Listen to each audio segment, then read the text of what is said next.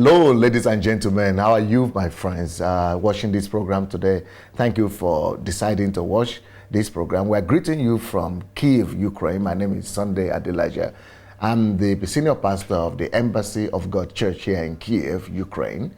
But also, I'm the patron and the president of the History Makers Bible School in England, in London, and of course in Germany, France, and New York. But we want to focus on the history makers in London right now. I have some people here with me in Kiev, and we want to who are graduates of the Bible school. And I want to talk to them just for you to get to know more about what we're doing and what the Bible school is about. And we want to convince you today that you need to enroll in that Bible school. The good thing about this Bible school is that you really don't need to get some time off your regular duties or go off the school or job to go to the Bible school. This Bible school is unique in the sense that you only need to come once a month to the class. Once a month, 1 day a month. You need just 1 day in a month, one Saturday in a month, from morning till evening, but it's going to be enough for you to get all what you need for your life to be transformed. So please call as many people as you could right now, and let's get to discover more about the History Makers Bible School. And today I have with me brother and Pastor Benga. How are you doing today? I'm very well, thank you. And we have Sister Funke Daudu. Bless you. Thank you very much. Now, how did you get to know about Pastor Sunday and this funny and strange guy? Okay, I got to know about Pastor Sunday through another pastor who had been a mentor and elder brother, friend of mine.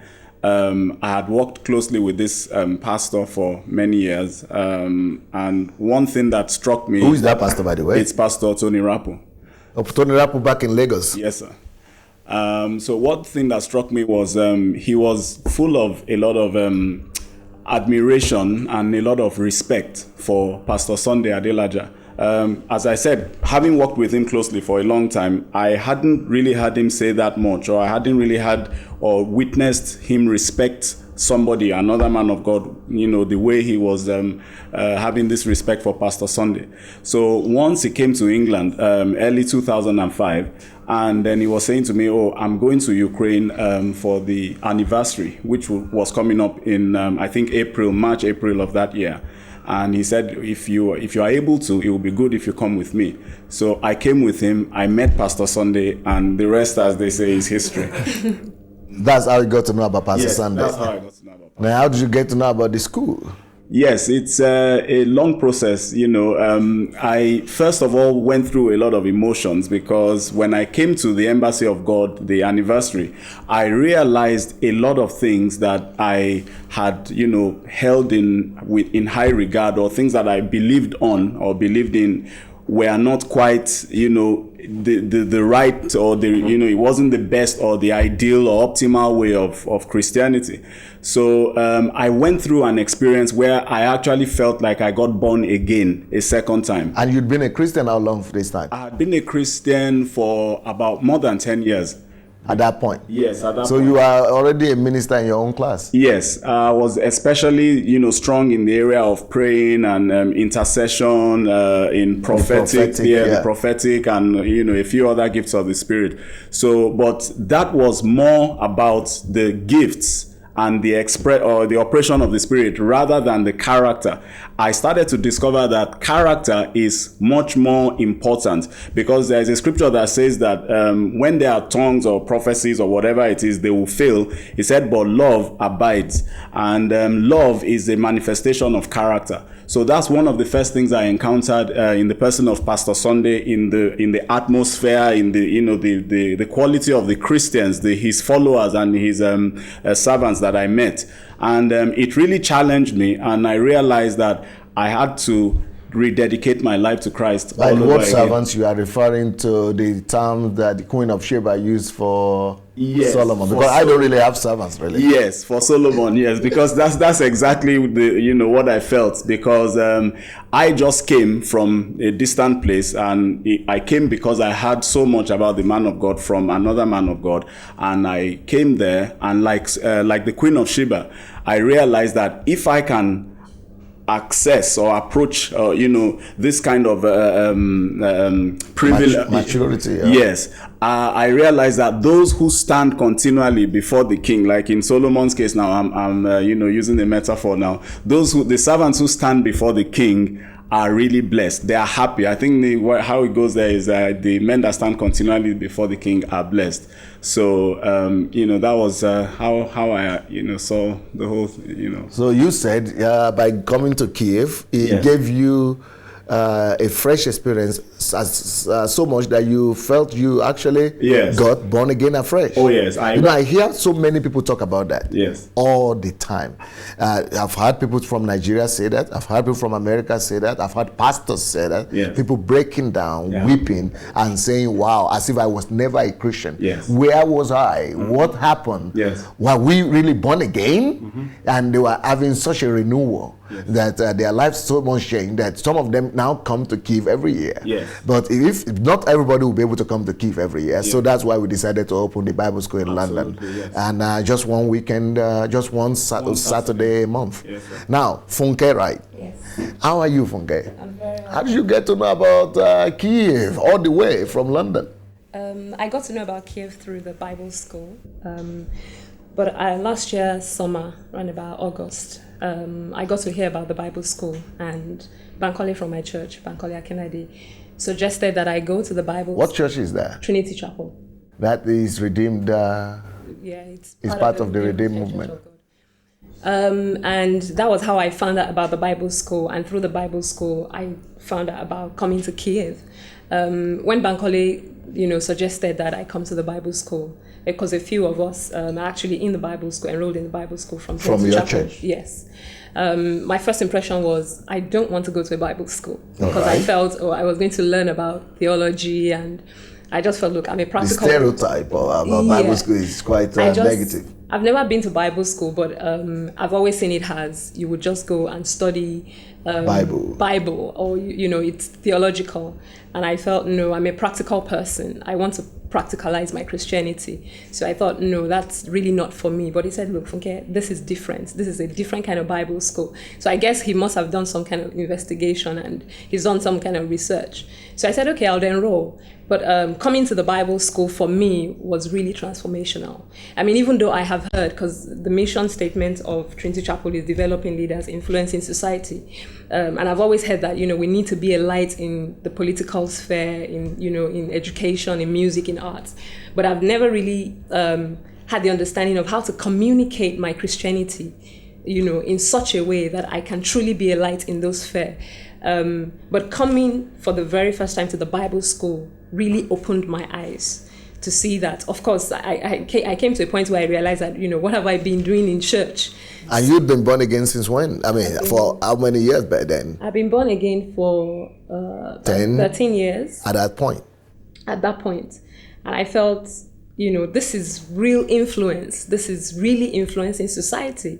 And for me, So you were wondering, where was I all these years, all these 13 years in Christianity, and I never knew something like this was existing on the face of the earth, that Christianity could be so practical. Yes.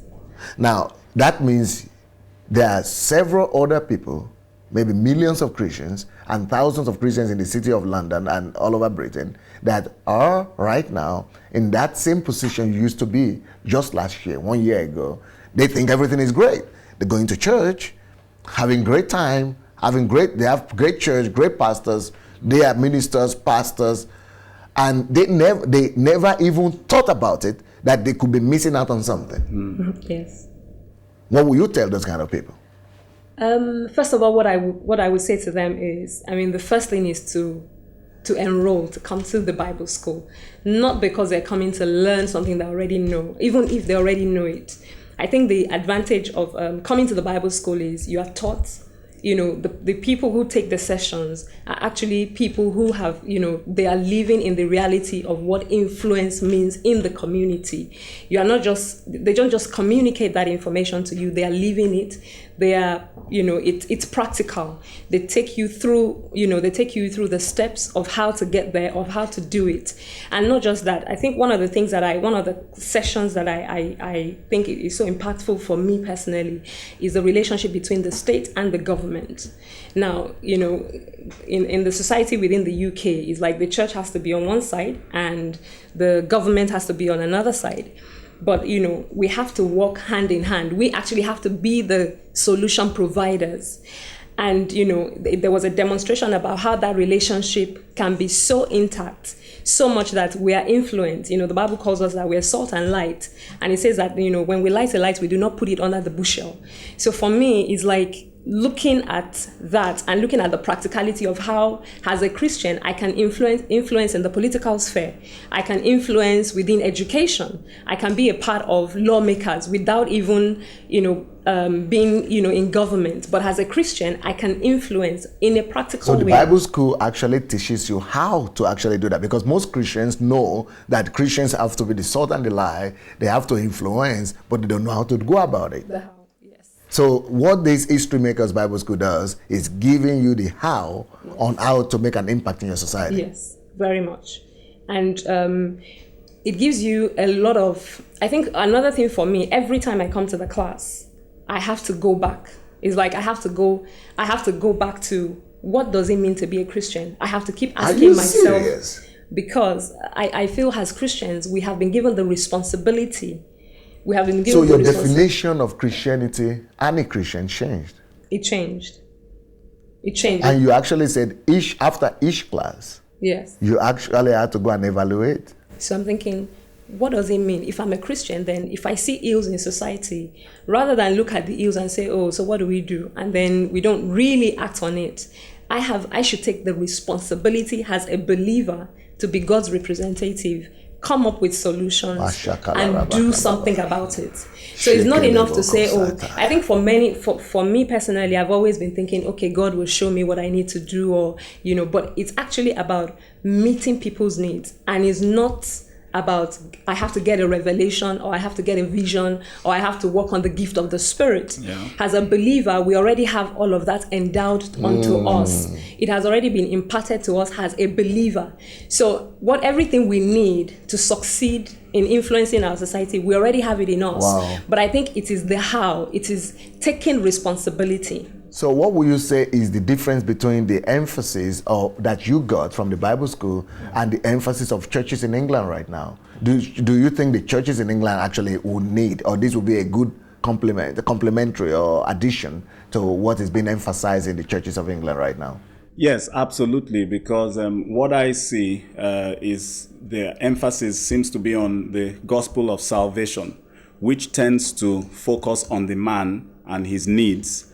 And sooner or later, it brings about selfishness, because salvation and, a person giving his life to Christ is not about what you can get from Christ. Because somewhere, I think in Galatians, it says, I am crucified with Christ. Nevertheless, I live, yet not I, but Christ lives in me. So Christ in me is, my desire, my goal is to satisfy Christ, is to do the will of Christ. It's not to, go after my own needs and my own desires. So the Bible school is actually teaching you to be, instead of self-focused, to be kingdom-focused. Kingdom-focused, yes. So, your focus is very different. For instance, I'll use a very practical example. The way I used to pray before, I had, like I said, been an intercessor for quite a while.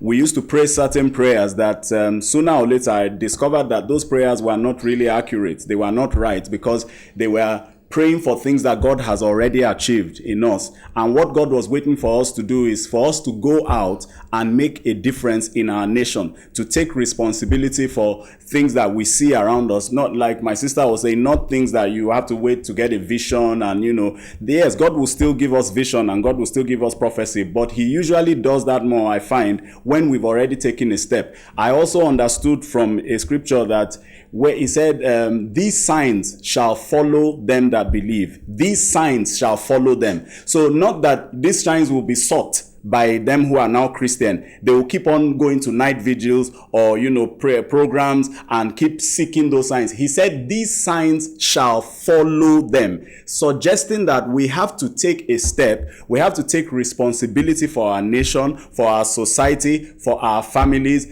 and then the signs will actually follow us. So I discovered in the difference in the emphasis of the Bible school and in the life of the man of God, Pastor Sunday, because he also is a person who typifies, he exemplifies and lives his message. So, and because I have been privileged and fortunate to, have gotten close to him, I've been able to observe him on a very practical, day-to-day level. I see the way he relates to his wife, and I've been tremendously blessed. But in the churches that I've seen, and it's not just in England, because I've been to church in quite a few nations, we are so focused on how to increase our congregation, how to bring people, and it's not to just increase it so that we can show them the truth, really. It's just to, just to grow our own vision and our own ambition. And maybe somebody down the road has a church and, I want to prove that I am also called or something like that. But I realized that to even accept the opportunity or responsibility of being a leader or a pastor, we have to realize what God wants from the people that he brings to us and show them the kingdom. Show them that, yes, there will be needs, but God meets our needs when we are submitted to him. When we really live, as it says, that we've given our lives to Christ, and then Christ becomes the focus of, of our existence. So the reason we are existing is to fulfill the will and the desire of Christ. My food is to do the will of him who has called me and to finish his work. So I see a major difference in the churches and what the Bible school. And you think the people need to come to the Bible school because of that? Absolutely, because the Bible school will enhance and push you to a dimension that you probably never realized that existed. I really do invite and encourage you to come to the Bible school. You will learn a lot of things. You would be impacted. There will be the reality of impartation, because it's not just by reading and understanding, but it's by being in the right atmosphere, because God took the spirit that was on top of Moses and he distributed it among his elders. And I believe that there are people in London who have been hungry, they have been desiring, they somehow know in their heart that there is something greater than what they've been exposed to. They've had the same things for many years, they haven't made an impact, it hasn't changed their lives, but they keep doing those things, and it comes down eventually to religiosity and just forms of godliness that deny the power. But there is a hunger and a desire in them, and God is speaking to those people right now and beginning to encourage them to come forward, come out from the caves, even though they are not doing the right things yet, they are not walking in the right way, but because their heart is right, God is addressing them and speaking to them. So like those who are in the caves, who haven't bowed their knees, God is sending a call out to you today. If you hear his voice, be ready to open your heart and receive him. And that which you've been looking for all these years, from the foundation of the earth, when you were born, the hunger and the craving that was never satisfied by those things you kept looking for in the wrong places, he says you should come to this place, and then you will receive that which he has for you. You will be a transformer, and as the name of this school implies, a true history maker indeed. So you are a history maker, and the world and the nation of England, Scotland, Wales, and Northern Ireland are waiting for you. You are the person that God wants to use in the nation of Great Britain. So I encourage you and I call you that you may be a blessing and be a partaker in this great outpouring that is the History Makers Bible School UK. Thank you so much, Pastor Gbenga. Now, you say it's just one Saturday a month. You can afford to sacrifice that for yourself. You can afford to invest one Saturday a month for your future. You can afford to sacrifice, actually not sacrificing, but investing one Saturday for you to become a history maker, for your Christianity to be totally transformed. Pastor Benga said it. He said that he felt like he got born again afresh when he came across these teachings in the Bible school. And Funke said the same thing as well, that she had to analyze. Actually, every time she comes back from the class, she has to come and back analyze what Christianity really means and who is a Christian in the real sense. So just one Saturday a month, History Makers Bible School. Tell your friends, take your family members, and come and just get a revolutionary experience for yourself. Now, you also came to Kyiv. You are right now in Kyiv. What is that? What is your first impression, and what did that experience give you of coming to visit Kyiv? Because most people, when they think about Pastor Sunday and Kyiv, they only think about the large congregation, 20,000, 25,000 people in that church, big church, white people. Is that just the same thing you got, or you got something even deeper? Obviously, I got something a lot deeper than that. There's something that my pastor always says, that church is not for sitting, it's not for gathering, it's for scattering. Yes. When he began to say that to us in church, that look, we are not called, this church for the next 10 years, yes. We are not called to gather, we are called to scatter. That is very, very impactful. That's a kingdom mindset right there. That's a kingdom statement. Yes. And obviously for us, it's like, okay. And, sometimes pastor will mention our names, like, you as, you're not supposed to still be sitting or occupying the seats in the church. Yeah. That, and if we don't do something about the ills in society, nobody is going to bring the change. That the church needs to take responsibility. That's right. But coming to Kyiv for me, I came in April for the anniversary, and then now, and the summer fast. Coming to Kyiv for me even opened my eyes to see the bigger dimension of what it means to be a Christian in real life.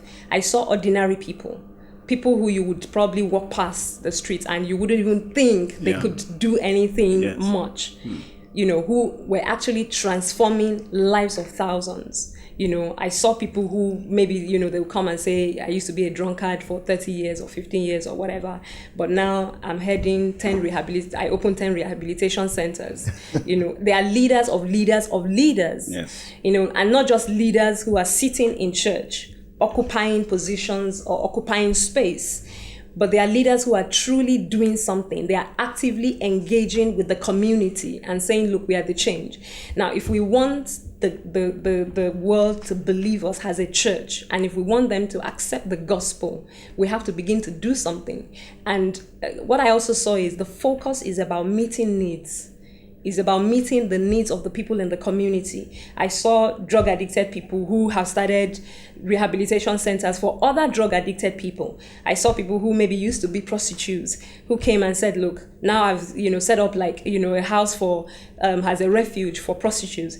I mean, different people in different spheres. And I think what really blew my mind is also, the influence is not just, we're feeding the homeless, or these are orphanages. I saw influence in art, in culture, in media, in politics, in education. The clip that we watched, the video that we watched about the tramadol drug. Yeah. I mean, that just blew my mind. Revolutionary. Yeah. I saw the sacrifice, the commitment of the people.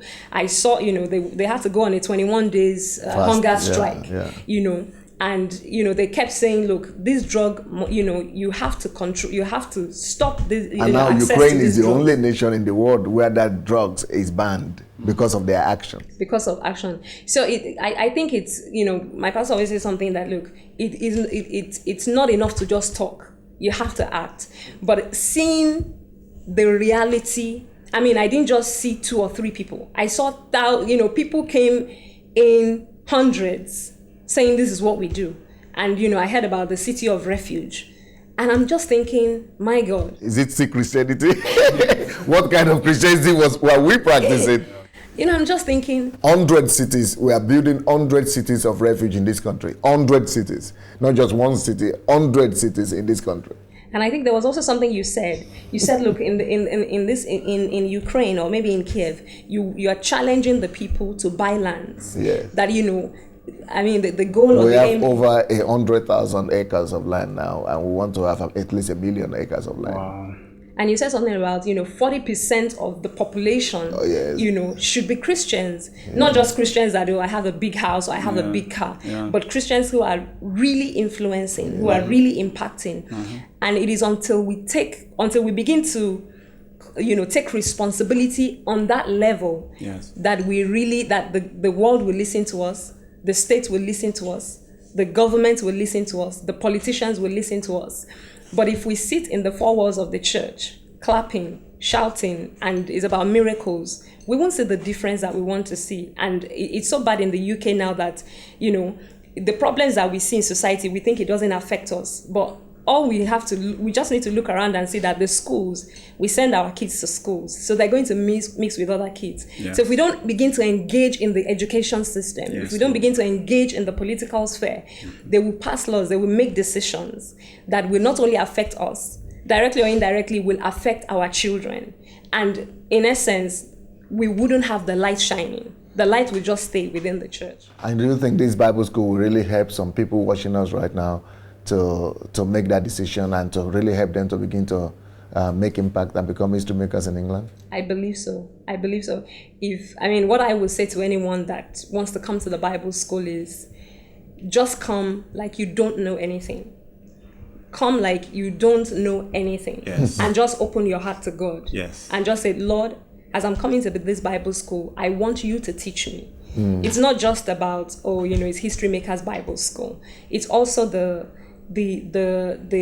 ability to be totally submitted to God and say, God, what are you trying to teach me? Because for me, coming to the Bible school, when I got there the first time, I knew this was where God wanted me to. And that's as a result of certain things that had been happening in my life. And in terms of ministry and just asking God, look, I need to have a focus. I need to have some kind of direction. Not that I didn't have the direction, but the Bible school is like, okay, this is the next step. It equipped me. And it taught you the how. And it taught me the how. How to make a difference in your life. Yes. Now our time is up. And what will you say to people who are even hearing about the Bible school for the first time? Yes.